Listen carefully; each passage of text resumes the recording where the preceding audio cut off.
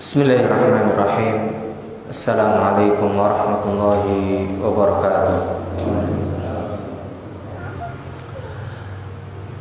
Innal hamdalillah nahmaduhu wa nasta'inuhu wa nastaghfiruh wa na'udzu billahi min shururi anfusina wa min sayyiati a'malina. Man yahdihillahu fala mudilla lahu wa man yudlil fala hadiya lahu. Wa ashhadu an la ilaha illallah wahdahu la syarika lah wa ashhadu anna Muhammadan abduhu wa rasuluh. Ya ayyuhalladzina amanu taqullaha haqqa tuqatih wa la tamutunna illa wa antum muslimun. Ya ayyuhan nasu taqu rabbakum alladzi khalaqakum min nafsin wahidah wa khalaqa minha zawjaha wa batha minhuma rijalan katsiran wa nisaa wattaqullaha alladzi tasaaluna bihi wal arham innallaha kana 'alaikum raqiba.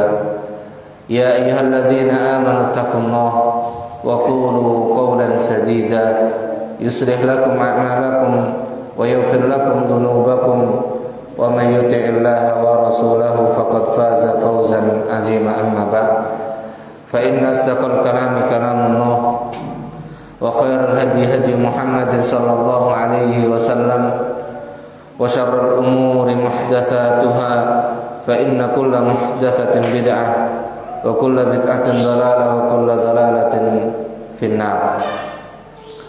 Ma'asyiral muslimin, jamaah yang berbahagia, alhamdulillah kita bersyukur kepada Allah Subhanahu wa taala atas karunia nikmat berupa kesehatan, yang dengan kesehatan tersebut mudah-mudahan Allah Subhanahu wa taala mudahkan kita untuk menjadikannya sebagai sebab untuk senantiasa mendekatkan diri kepada Allah Subhanahu wa taala. Kemudian yang paling besar dari nikmat yang Allah Subhanahu wa taala berikan kepada hambanya, yaitu ketika seorang hamba dikaruniakan oleh Allah Subhanahu wa taala nikmat iman, nikmat Islam, dan juga nikmat sunnah. Karena menetapi keimanan, menetapi keislaman membutuhkan petunjuk sunnah Nabi sallallahu alaihi wasallam. Karena tidaklah kita di atas keimanan yang benar, dan tidak pula kita ditetapkan di atas keislaman yang benar sampai kita meniti dan menetapi sunnah Nabi Muhammad sallallahu alaihi wasallam. Jamaah kaum muslimin yang berbahagia, kita melanjutkan pembahasan kita di poin yang ke-11 dari syarah akidah Ahlus Sunnah wal Jamaah, yaitu bahwasanya sunnah Nabi sallallahu alaihi wasallam menafsirkan Al-Qur'an di dalam menguraikan, menerangkan dan menjelaskan nama dan sifat Allah Azza wa Jalla. Sunnah Nabi sallallahu alaihi wasallam menafsirkan Al-Qur'an dalam menguraikan, menerangkan, menjelaskan nama dan sifat Allah Azza wa Jalla. Jadi penjelasan tentang nama dan sifat Allah Subhanahu wa taala yang terdapat di dalam Al-Qur'an, maka penjelasannya dan tafsirnya itu ada pada sunnah Nabi sallallahu alaihi wasallam. Maka Ahlus Sunnah wal Jamaah mengimani semua hal yang disifatkan oleh Rasulullah sallallahu alaihi wasallam bagi Allah Azza wa Jalla dalam hadis-hadis yang sahih dan telah diterima oleh para ulama kita. Jadi Ahlus Sunnah wal Jamaah mengimani semua hal yang disifatkan oleh Rasulullah sallallahu alaihi wasallam atas Allah dalam hadis-hadis yang sahih dan hadis-hadis yang telah ditetapkan sebagai hadis yang diterima oleh para ulama kita. Maka sebagaimana penjelasan yang lalu, hukum yang terdapat di dalam as-sunnah sama dengan hukum yang terdapat di dalam Al-Quran dalam penetapan ilmu, keyakinan, yaitu berupa akidah, dalam amalan, dan juga yang lainnya. Jadi hukum as-sunnah sama dengan hukum yang ada di dalam Al-Quran dalam penetapan ilmu, dalam keyakinan, yaitu berupa akidah, baik juga dalam amalan, yaitu berupa ibadah. Karena as-sunnah menjelaskan Al-Quran tentang nama-nama dan sifat-sifat Allah menurut hakikatnya, yang sesuai dengan keagungan dan kemuliaannya.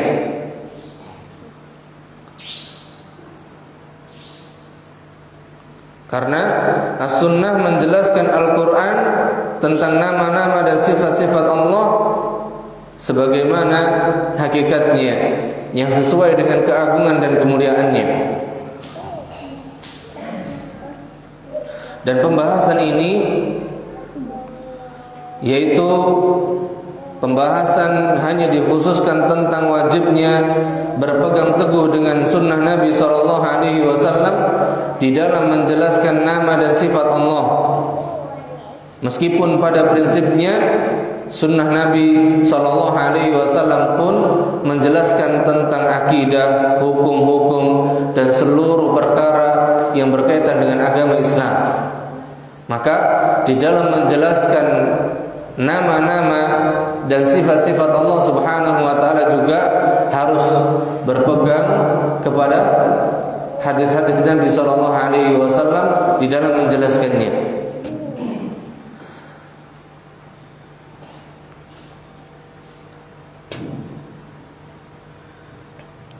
Jadi untuk memahami nama-nama dan sifat-sifat Allah yang terdapat di dalam Al-Quran, maka kita memahaminya sebagaimana penjelasan yang datang dari Rasulullah SAW.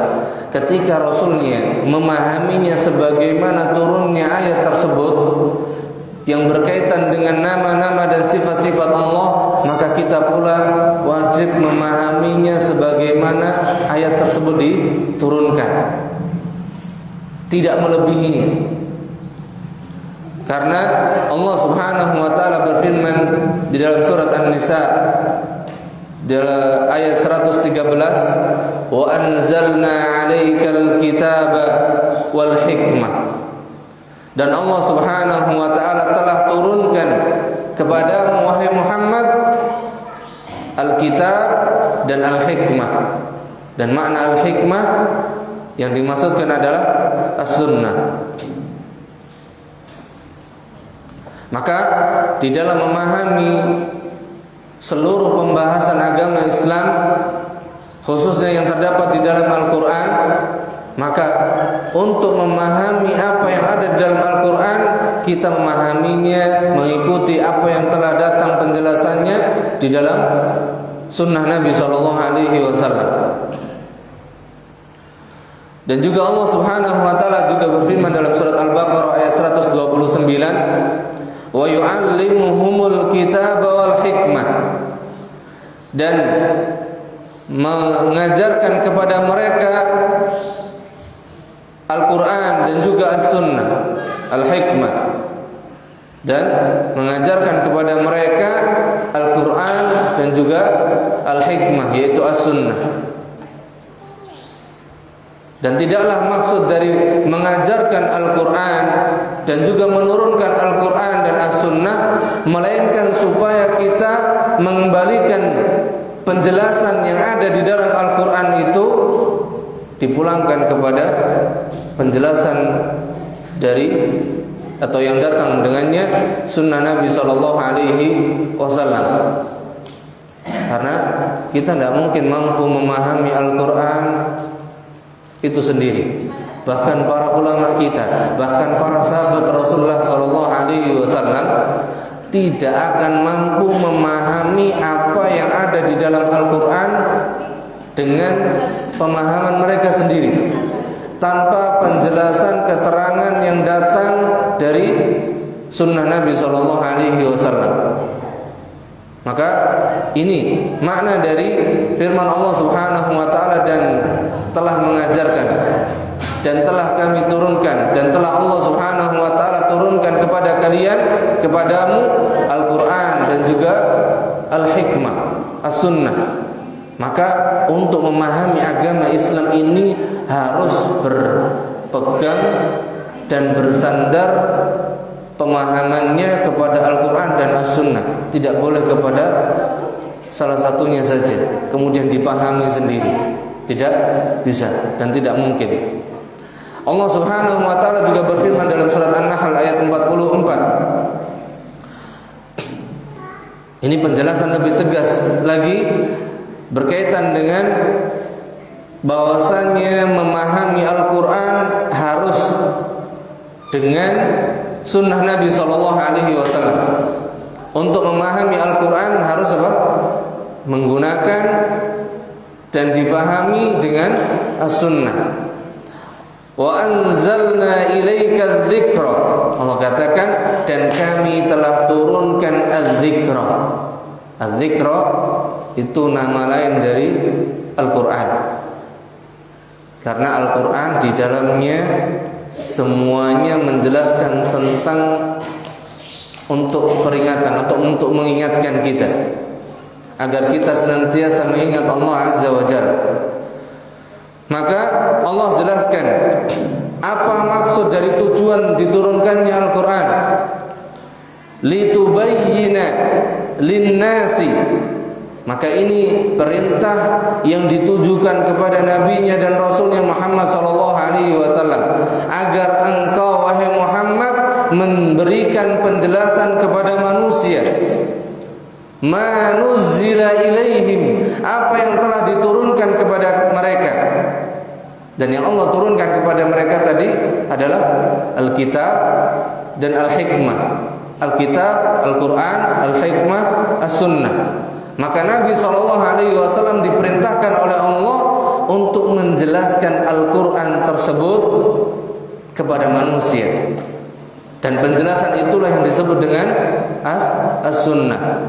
Wala'allahum yatafakkarun, dan supaya mereka memikirkan.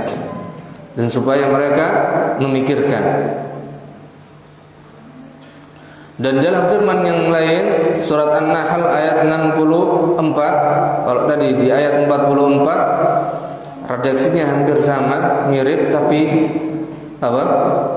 dengan lafaz yang lain. Allah katakan, "Wa ma anzalna 'alaikal kitaba," dan tidaklah kami menurunkan kepadamu Alkitab. Kata Allah, dan tidaklah kami menurunkan Al-Quran kepadamu wahai Muhammad illa litubayyina lahum, kecuali agar engkau memberikan penjelasan kepada mereka. Penjelasan tentang apa? Penjelasan tentang Al-Kitab. Maka Nabi SAW memiliki kewajiban untuk menjelaskan Al-Quran. Dan satu-satunya manusia yang Allah perintahkan untuk menjelaskan Al-Quran adalah Nabi-Nya SAW. Sebagaimana dalam firman-Nya ini, "Wa ma anzalna 'alaika," dan tidaklah kami menurunkan kepadamu wahai Muhammad Alkitab, Al-Quran, illa, kecuali.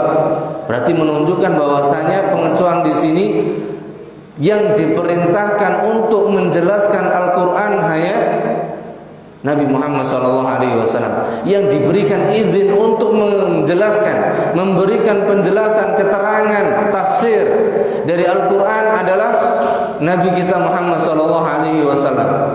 Berarti yang lain diberi izin bukan?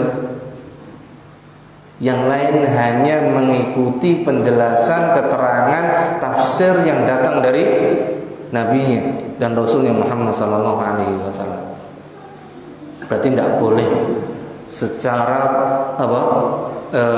berdiri sendiri, kemudian dia katakan saya tafsirkan Al-Quran sendiri tanpa penjelasan, tanpa berpijak kepada keterangan penjelasan yang datang dari Nabi-Nya dan Rasulnya Muhammad SAW, maka ini tidak diterima. Karena Allah katakan tadi, illa litubayyina lahum. Jadi Al-Quran itu Allah turunkan agar engkau berikan penjelasan kepada mereka.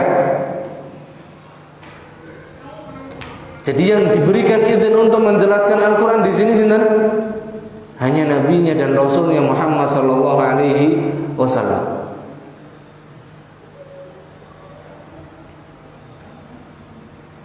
Alladzi ikhtalafu fihi, yang mereka berselisih di dalamnya. Yang mereka berselisih di dalamnya. Wa hudan wa rahmah liqaumi yu'minun, dan agar Al-Quran menjadi petunjuk dan rahmat bagi orang-orang yang beriman. Jadi supaya Al-Quran itu bisa menjadi petunjuk, supaya bisa menjadi rahmat, maka Nabi-Nya dan Rasul-Nya Allah perintahkan untuk menjelaskan Al-Quran tersebut. Karena apa?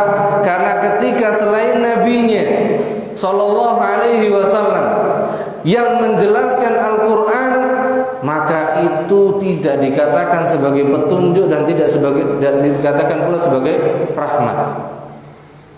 Yang dikatakan sebagai petunjuk dan rahmat yaitu penjelasan berupa as-sunnah tentang Al-Quran. Maka ini yang perlu kita pahami di dalam memahami Al-Quran, di mana Al-Quran ini harus kita pahami dengan penjelasan yang telah datang darinya, Nabi-Nya dan Rasulnya Muhammad sallallahu alaihi wasallam. Kemudian setelah itu di sini kita memahami Al-Quran tersebut dijelaskan dan ditafsirkan, kemudian diterangkan oleh Nabi-Nya Sallallahu Alaihi Wasallam, dan yang mengambil penjelasan tersebut pertama kali adalah para sahabatnya. Adapun kita belum ada. Maka tidak mungkin ngambil langsung dari Nabi Sallallahu Alaihi Wasallam, tapi harus melalui perantara generasi manusia yang hadir hidup bersama Nabi. Mereka lah yang mendapatkan penjelasan pertama kali dari Nabi, yang memahami Al-Quran dari Nabi-Nya. Jadi yang menerima Al-Quran pertama kali dari Nabi-Nya dari Nabi kita Muhammad SAW, para sahabat. Dan mereka juga para sahabat Rasulullah SAW yang mengambil penjelasan pertama kali dari Nabi-Nya dan Rasulnya Muhammad SAW, yang memahami Al-Quran sebagaimana yang dijelaskan oleh Rasulullah SAW. Kemudian berlanjut ke generasi berikutnya dari tabi'in. Mereka pun mengambil pemahaman Al-Quran dari para sahabatnya. Kemudian generasi sesudahnya dan berlanjut sampai kita di zaman kita. Maka tetap sama, cara memahami Al-Quran tetap harus dengan apa dan sesuai dengan apa yang dijelaskan oleh Rasulullah SAW yang datang dengannya as-sunnah. Karena kalau tidak demikian, maka akan terjadi banyak penyimpangan dan kesesatan di dalam memahami Al-Quran.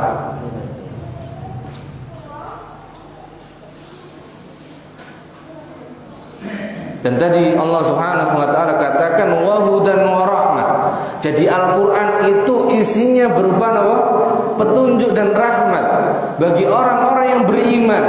Di sini Allah tegaskan liqaumin yu'minun. Jadi tidak otomatis Al-Quran itu jadi petunjuk, jadi rahmat. tapi akan jadi petunjuk dan akan jadi rahmat bagi orang yang beriman dengan sinten? Beriman dengan nabinya dan rasulnya Muhammad sallallahu alaihi wasallam. Jadi yang mau mengambil dan memahami Al-Qur'an sebagaimana yang diajarkan, yang dijelaskan oleh rasulnya sallallahu alaihi wasallam, maka itulah petunjuk dan rahmat Allah azza wa jalla yang ada dalam Al-Qur'an.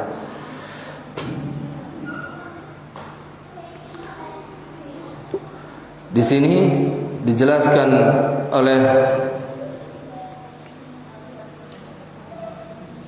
Al-Imam atau dalam tafsir Al-Wasit, dalam tafsir Al-Wasit dijelaskan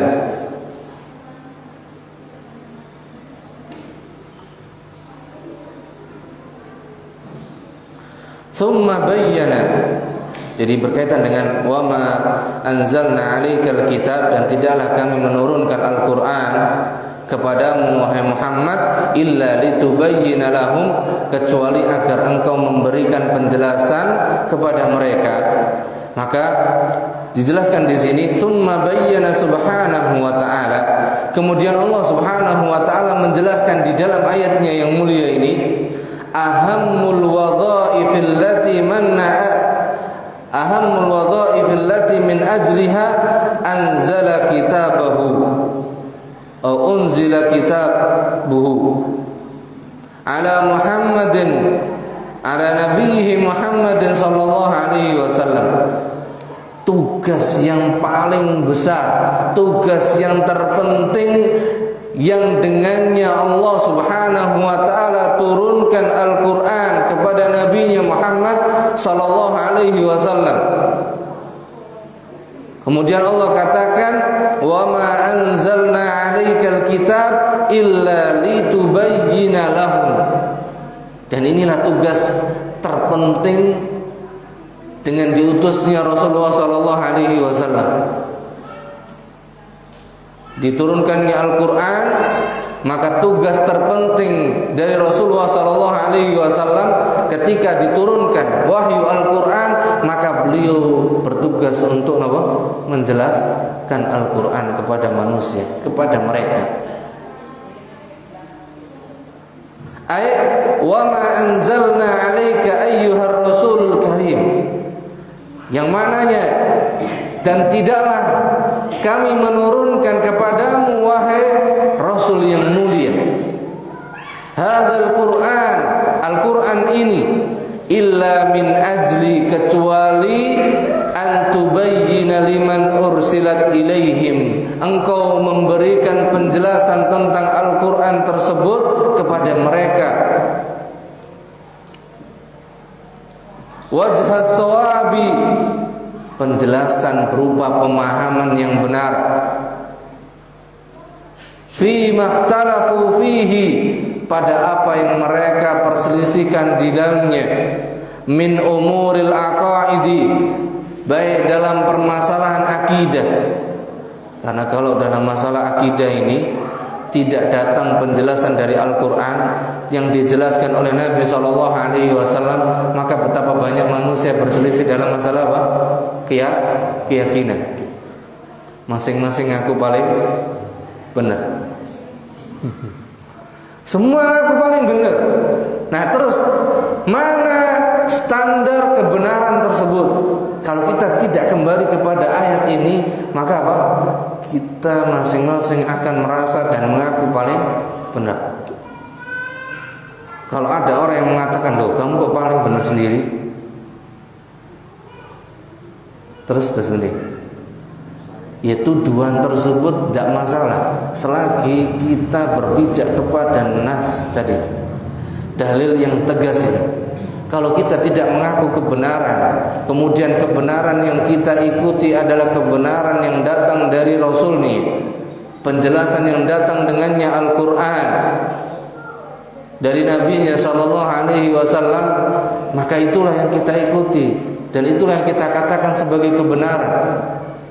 Maka kalau kita tidak berpijak kepada hal ini, maka tadi semua akan terjadi perselisihan, permusuhan, bahkan tidak habis manusia. Karena apa?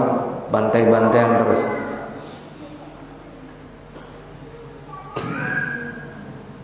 Wal ibadah, dalam masalah ibadah. Dalam masalah ibadah, kalau Rasulullah tidak datang menjelaskan sholat, masing-masing akan punya tafsir sendiri bagaimana sholat. Gimana? Iya. Sholat dalam Al-Quran disebutkan secara global. Terus kok bisa kamu sholatnya seperti itu? Nah, ini kamu katakan sholat yang paling benar dari mana? Maka kembali, karena Rasulullah SAW mengerjakannya. Sama, jangankan kita, para sahabat Rasulullah SAW ketika menjelaskan kepada sahabat yang lainnya, hakadha ra'aitu min Rasulillah sallallahu alaihi wasallam yusalli. Hakadha, demikian aku telah melihat, menyaksikan dengan kedua mataku Rasulullah salat. Dan seterusnya, wudu dengan dan yang lainnya. Maka ini yang menjadi pemutus perkara, supaya kita tidak saling berselisih. Kemudian lagi dalam masalah muamalah, betapa banyak masalah muamalah yang sampai menyebabkan saling bunuh-bunuhan. Maka penjelasannya pun ada pada sunnah Nabi SAW.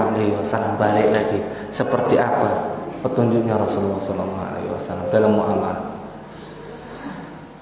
Wal halali wal haram, dalam masalah mana yang halal, mana yang haram. Maka penjelasannya pun kembali kepada petunjuk sunnah Nabi SAW. Maka dikatakan di sini wa bidzalika, maka dengan itulah, berarti dengan penjelasan yang datang dari nabinya sallallahu alaihi wasallam berupa as-sunnah, ya'rifunal haqqo minal batil, manusia akan mengenali mana yang benar, mana yang batil, yang salah. Wal khairu minasyarr, mana yang baik, mana yang buruk. Jadi standar kriteria keburukan dan kebaikan itu dikembalikan kepada keterangan penjelasan yang datang dengannya sunnah Nabi SAW. Penjelasan tentang kebenaran dan kebatilan pun sama, dipulangkan kepada sunnah Nabi SAW. Karena kalau tidak, sekarang kalau kita perhatikan aja, semua yang menisbahkan diri kepada Islam, maka masing-masing berhujjah dengan Al-Quran, masing-masing bersandar dengan Al-Quran, tapi difahami dengan pemahamannya masing-masing, tidak dipulangkan kepada apa yang telah datang padanya sunnah Nabi SAW. Nah, betul. Kemudian juga Allah Subhanahu wa taala tegaskan lagi di dalam surat Al-Hasyr ayat yang ke-7, wa ma ataakumur rasulu fakhudhuhu, dan apa saja yang telah datang penjelasannya dari Rasul kalian, fakhudhuhu, maka ambil dan jadikan itu pemahamanmu, jadikan itu sebagai keyakinanmu, dan jadikan itu sebagai cara ibadahmu, cara muamalahmu. Wa ma nahakum anhu, dan apa saja yang dilarang oleh Nabi SAW oleh kalian, fantahu, maka jauhilah, maka tinggalkanlah. Maka jelas di sini Al-Quran akan bisa kita pahami dengan sunnah Nabi SAW, dan tidak mungkin, sekali lagi, tidak mungkin kita memahami Al-Quran dan juga mengamalkan isi kandungan Al-Quran tanpa sunnah yang datang dari Nabi SAW. Kemudian juga Nabi SAW bersabda di dalam hadis yang diriwayatkan oleh Imam Abu Dawud, Al-Imam Ahmad dan yang lainnya, dan hadis ini sahih dari sahabat Miqdam ibn Ma'di Karib. Beliau bersabda, ala inni utitul kitaba wa mithlahu ma'ahu. Ketahuilah, sesungguhnya aku telah diberikan Al-Quran. Sesungguhnya aku telah diberikan Al-Quran, wa mithlahu, dan yang semisal dengan Al-Quran, ma'ahu, bersamanya. Dan yang dimaksud dengan semisal dengannya, yang sepertinya, yaitu apa? As-sunnah. Jadi yang mengatakan as-sunnah itu sama seperti Al-Quran, sinten? Nabi SAW sendiri. Jadi kalau dari tadi mungkin kita mendengar penjelasan bahwasanya as-sunnah kedudukannya sama seperti Al-Quran, mungkin kita menganggap dan beranggapan, oh ini versinya Ustaz mungkin. Nah sekarang kita sudah datangkan Nabi SAW sendiri yang mengatakan dan menjelaskan bahwasanya as-sunnah, yaitu perkataan, perbuatan, ketetapan yang datang dari Nabi SAW yang disebut dengan as-sunnah atau al-hadis, itu sama kedudukannya dengan Al-Quran. Maka segala sesuatu yang telah dijelaskan oleh sunnah Rasulullah SAW tentang sifat-sifat Allah, maka sesungguhnya Al-Quran telah menunjukkannya pula, telah menjelaskannya pula. Karena sunnah termasuk juga wahyu yang diturunkan dan diajarkan oleh Allah Azza wa Jalla kepada Nabi-Nya sallallahu alaihi wasallam. Jadi di sini berarti apa saja keterangan penjelasan yang berkaitan dengan nama-nama dan sifat Allah yang datang dari sunnah Nabi Sallallahu Alaihi Wasallam, maka itu sama seperti yang datang dari Al-Quran. Sebagaimana yang disebutkan dalam firman Allah Subhanahu Wa Taala, di mana sunnah Nabi Sallallahu Alaihi Wasallam juga merupakan wahyu yang Allah Subhanahu Wa Taala turunkan. Dalam surat An-Najm ayat 3 sampai 4, Allah katakan, wa ma yantiqu 'anil hawa in huwa illa wahyun yuha. Dan tidaklah Muhammad berbicara dengan hawa nafsunya, melainkan apa yang dikatakan dan dikabarkan dan dijelaskan oleh Nabi SAW, melainkan itu wahyu yang telah Allah Subhanahu Wa Taala wahyukan. Maka keterangan itu juga merupakan wahyu. Maka Imam Ahmad rahimahullah berkata tentang hadis-hadis yang mengenai yang berkaitan tentang sifat-sifat Allah Azza wa Jalla. Maka beliau berkata, nu'minu biha, maka kita mengimani penjelasan yang berkaitan dengan sifat-sifat Allah, wa nusaddiquha, dan kita membenarkan kabar yang berkaitan dengan nama-nama dan sifat-sifat Allah, wala naruddu syai'an minha, dan kita dan kami tidak menolak sedikit pun penjelasan keterangan yang datang yang berkaitan dengan nama-nama dan sifat Allah. Idza kanat asanidu sihah, idza kanat asanidu sihah, apabila hadis-hadis tersebut merupakan hadis-hadis yang sahih, maka sama seperti penjelasan kabar tentang nama-nama dan sifat-sifat Allah yang datang dalam Al-Quran. Kami beriman dan kami membenarkannya, dan kami tidak menolak sedikit pun yang datang tentangnya. kata Al-Imam Ahmad rahimahullahu ta'ala. Ini berkaitan dengan kaidah atau prinsip yang ke-11 dari syarah akidah Ahlus Sunnah ini. Enggak, barangkali ada yang tanyakan.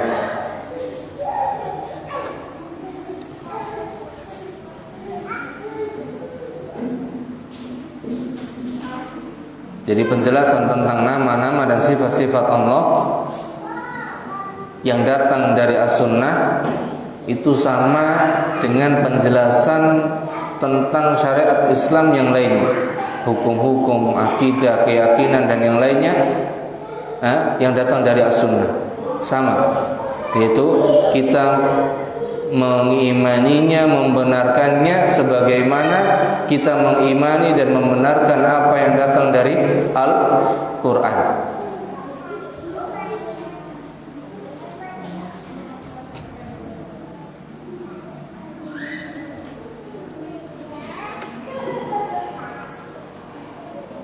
Kemudian kalau tidak ada pertanyaan kita lanjut ya. Kemudian prinsip yang ke-12. Prinsip yang ke-12 ini berkaitan dengan keyakinan Ahlus Sunnah, di mana Ahlus Sunnah wal Jamaah menetapkan sifat al-ulu. Sifat al-ulu bagi Allah Subhanahu wa taala. Yang maknanya al-ulu adalah ketinggian. Di mana Allah Subhanahu wa taala disifatkan dengan maha tinggi. Yang dimana ketinggian Allah di atas ketinggian seluruh makhluknya. Ketinggian Allah berada pada atau di atas ketinggian seluruh makhluknya sesuai dengan kebesarannya dan keagungan Allah Azza wa Jalla. Dan ini, akidah ini sebagai bentuk bantahan bagi siapa saja yang mengingkari bahwasanya Allah Subhanahu wa taala berada di atas. Karena makna di atas berarti menunjukkan apa? Allah Subhanahu wa taala disifatkan dengan al-ulu, maha tinggi. Maka ini bantahan bagi sinten? Siapa saja yang mengingkari Allah ada di atas. Karena apa? Memang kenyataannya banyak manusia yang mengingkari sifat apa? Ketinggian Allah. Mengingkari Allah ada di atas. Katanya kalau Allah ada di atas apa? Berarti Allah punya tempat katanya. Kalau Allah bertempat berarti nanti sama kayak makhluk. Masya Allah. Kok bisa itu?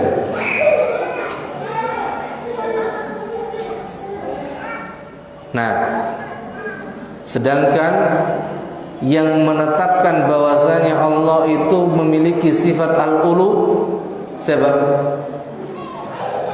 Yang menetapkan bahwasanya Allah memiliki sifat al-ulu sinten? Allah sendiri dan juga Rasulnya. Maka ketika Allah dan Rasulnya telah menetapkan sifat al-ulu bagi Allah, maka kita juga wajib menetapkannya dan mengimaninya sebagaimana maknanya ketinggian atau maha tinggi. Udah kita mengimani maknanya juga sesuai dan sebagaimana keagungan dan kebesaran Allah Azza wa Jalla, yang dimana ketinggian Allah itu berbeda dengan makhluknya, sangat jauh berbeda. Nah, kemudian di sini dijelaskan sifat al-ulu, sifat ketinggian Allah atau sifat maha tingginya Allah merupakan salah satu sifat-sifat dzatiyahnya Allah Azza wa Jalla. Sifat dzatiyah itu adalah sifat yang senantiasa melekat pada zatnya Allah Azza wa Jalla. Senantiasa atau sifat yang senantiasa apa? Melekat pada zatnya Allah Subhanahu wa ta'ala. Maka bagaimana? Maka ketika sifat tersebut dikatakan sebagai sifat dzatiyah, maka sifat tersebut telah ada pada Allah, pada zatnya Allah. Maka sifat tersebut apa? Telah ada pada zatnya Allah dan senantiasa ada, tidak bakal hilang.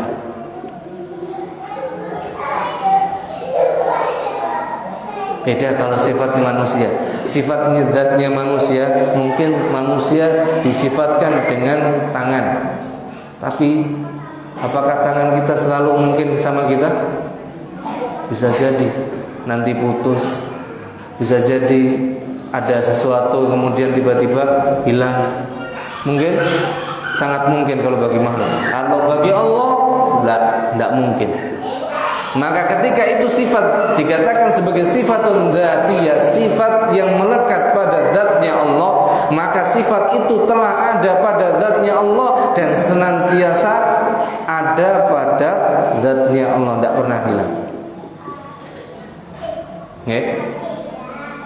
Makanya di sini dikatakan yang tidak terpisah dari Allah Azza wa Jalla. Selalu ada pada siapa? Zatnya Allah Subhanahu wa ta'ala. Dan sifat Allah Azza wa Jalla ini sebagaimana sifat-sifat Allah yang lainnya, kita wajib menerima dengan penuh keimanan dan pembenaran.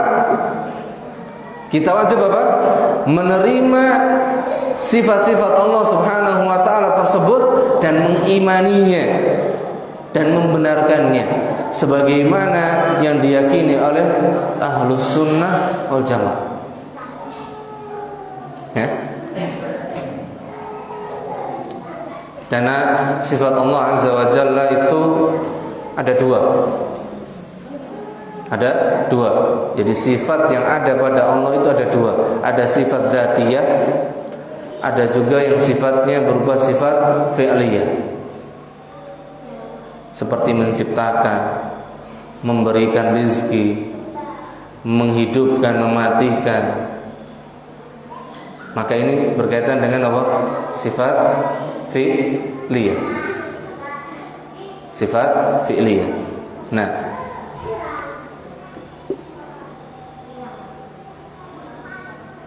maka sifat Allah ini ditunjukkan oleh dalil, ditunjukkan oleh sama itu maksudnya dalil nas Al-Quran dan As-Sunnah, dan juga ditunjukkan oleh akal dan juga fitrahnya manusia, bahwasanya secara akal Allah itu punya sifat. Sesuai dengan fitrah, maka Allah juga memiliki sifat. Sebagaimana nas pun menetapkan bahwasanya Allah memiliki sifat. Karena apa? Makhluk saja dikatakan makhluk karena apa? Ada sifatnya. Masa yang menciptakan makhluk tidak punya sifat? Karena apa? Kalau kita menetapkan Allah adalah yang menciptakan makhluk tapi tidak punya sifat, kayak apa berarti? Gak punya bentuk, gak mungkin, mustahil. Maka orang-orang yang mengingkari sifat-sifat Allah, berarti mereka sama saja meyakini bahwasanya Allah itu tidak punya sifat, tidak punya bentuk. Maka ini apa? Ya, bisa dikatakan penghinaan, pelecehan kepada Rabbul Alamin. Makanya apa? Allah tegaskan sifat-sifatnya di dalam Al-Quran. Laisa kamitslihi syai'. Allah itu punya sifat, tapi sifatnya tidak serupa dengan sesuatu apapun dari makhluknya. Wa huwas samiul basir. Dan Allah disifatkan dengan apa? As-Sami'. Maha mendengar. Berarti enggak ada pendengarannya, betul? Iya. As-Sami' berarti Allah punya pendengaran. Allah bisa mendengar, dan pendengaran Allah tidak sama dengan makhluknya, sesuai dengan kebesaran dan keagungan Allah Azza wa Jalla. Nah, ini keyakinan Ahlus Sunnah. Al-Basir, Maha melihat. Berarti Allah punya penglihatan, tapi penglihatannya Allah sama dengan makhluknya, betul? Tidak sama. Penglihatan Allah sesuai dengan kebesaran dan keagungan Allah. Dan penglihatannya Allah ya nggak sama seperti mata kita. Nggak mungkin. Gitu. Nah,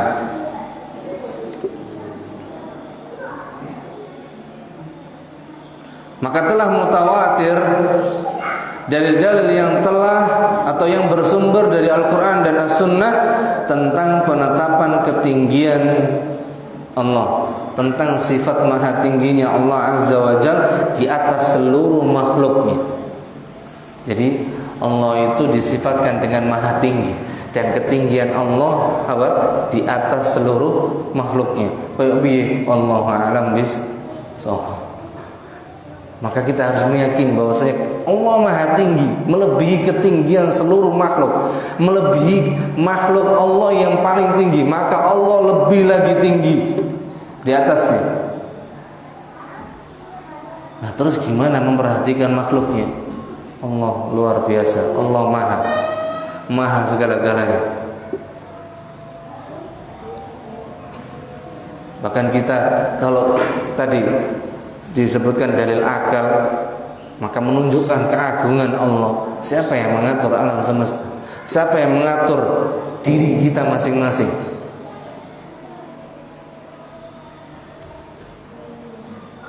Yang mengatur, kita sering sampaikan, kita tidak pernah ikut andil ngatur yang ada dalam diri kita. Pernah ikut andil betul?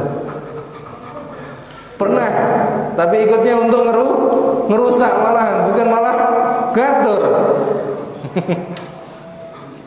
Tiap hari dimasukin makanan nggak jelas, itu merusak malahan. Tapi yang ngatur Allah Azza wa Jalla. Kita nggak pernah ikut-ikut.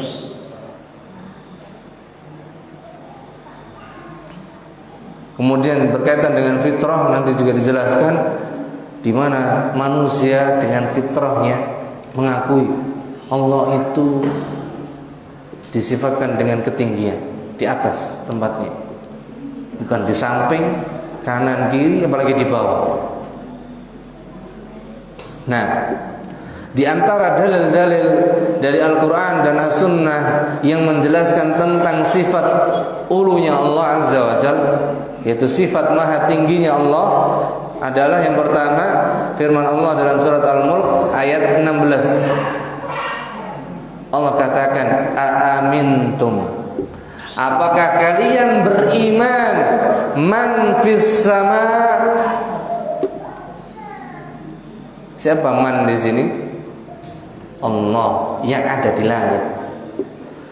Allah yang ada di langit. Fi di sini dijelaskan oleh para ulama bermakna ala. Man ala sama. Allah yang berada di atas langit. Itu makna yang pertama. Atau makna yang kedua, fi tetap, tapi as-sama'nya itu maknanya al-ulu, fil ulu. Apakah kalian beriman kepada Allah yang berada di ketinggian, di atas ketinggian yang paling tinggi? Apakah kalian beriman? Kata Allah, an yakhsifa bikumul arda, bahwasanya Allah yang akan apa? Menjungkir balikkan, membolak-balikkan bumi ketika terjadi apa namanya? Yang di Palu kemarin apa?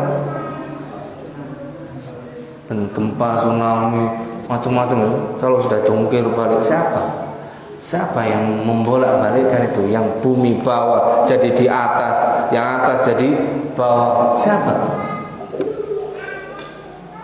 Kata Allah, an yasifa bikumul ard, yang membolak-balikkan, menjungkir balikkan kalian di bumi. Fa idza hiya tamur, ketika bumi telah bergoncang. Ketika apa? Bumi tiba-tiba digoncang, menunjukkan bahwasanya bumi ini berjalan kali perintah sinten Allah Azza wa Jalla. Bahkan kalau kita mau merenung bumi yang kita injak setiap hari. Siapa yang menjadikan bumi mau diinjak sama kita? Siapa yang menjadikan bumi itu mau diinjak sama kita tiap hari? Jenengan aja nggak mau diinjak kok.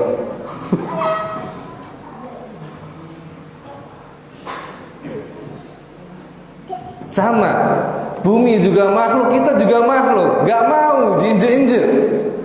Tapi apa? Allah Azza wa Jalla dengan hikmahnya, Allah jadikan bumi itu apa?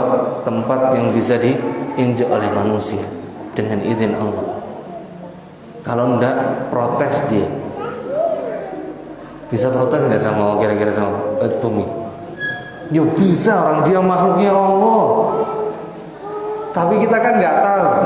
Kalau bumi mau protes, bisa protes. Tapi apa?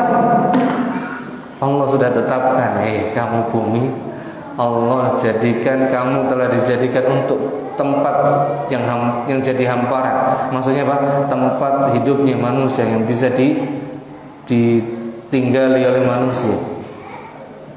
Kalau nggak bisa diinjak, ya nanti susah manusia hidup di atasnya. Coba makhluk apa yang bisa nginjek bumi?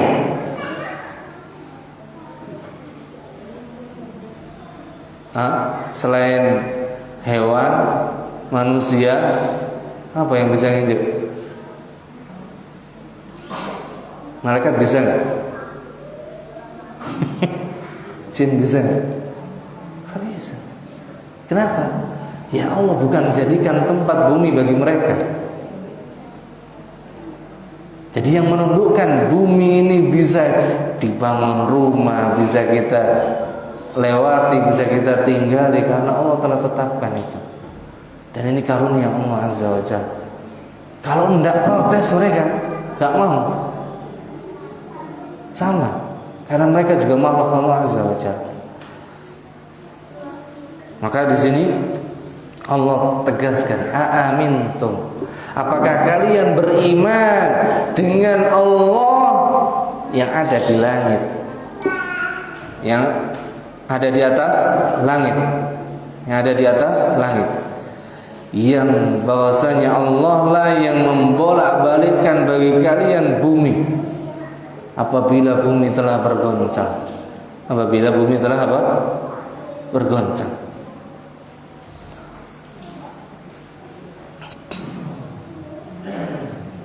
Jadi yang nyuruh bumi bergoncang sinten? Allah.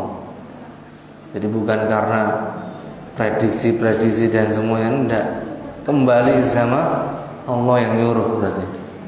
Allah yang telah memerintahkan, Allah yang telah mengatur. Maka Allah katakan, "Aamintum?" Apakah ketika terjadi gempa bumi yang begitu dahsyat kalian mau balik beriman sama Allah yang ada di atas langit? Kata Allah. Nah, cuman di ayat ini yang menjadi syahidnya Allah katakan man fis sama, zat yang berada di atas langit, yaitu Allah Azza wa Jalla, yang menjadi pembahasan kita bahwasanya dari ayat ini Allah disifatkan dengan apa? Al-Ulu, Maha Tinggi. Tapi ayat ini tadi berkaitan dengan apa? Musibah berupa gempa bumi dan yang lainnya tadi, itu semuanya berjalan dengan takdir Allah, ketetapan Allah. Maka Allah katakan, apakah kalian mau beriman? Gitu. Ya. Kemudian ayat yang kedua di dalam surat An-Nahl ayat 50, Allah Subhanahu wa taala berfirman, yakhafuna rabbahum min fawqihim. Mereka takut kepada Rabb-nya. Mereka takut kepada Rabb mereka yang berada di atas mereka, min fawqihim. Dan fauq, kata fauq itu menunjukkan ketinggian di atas ketinggian.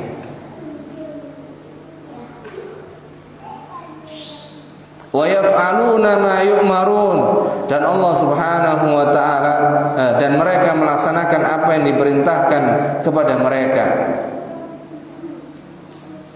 Dan mereka melaksanakan apa yang diperintahkan kepada mereka.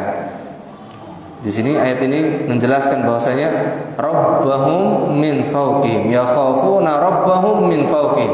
Mereka takut kepada Rabb mereka dari atas mereka. Di sini berarti mereka meyakini Allah ada di atas. Nih, itu dulu mungkin berkaitan dengan pembahasan ke-12 ini. Untuk dalil yang lainnya insyaallah kita lanjutkan di pertemuan yang akan datang. Monggo barangkali ada yang tanyakan.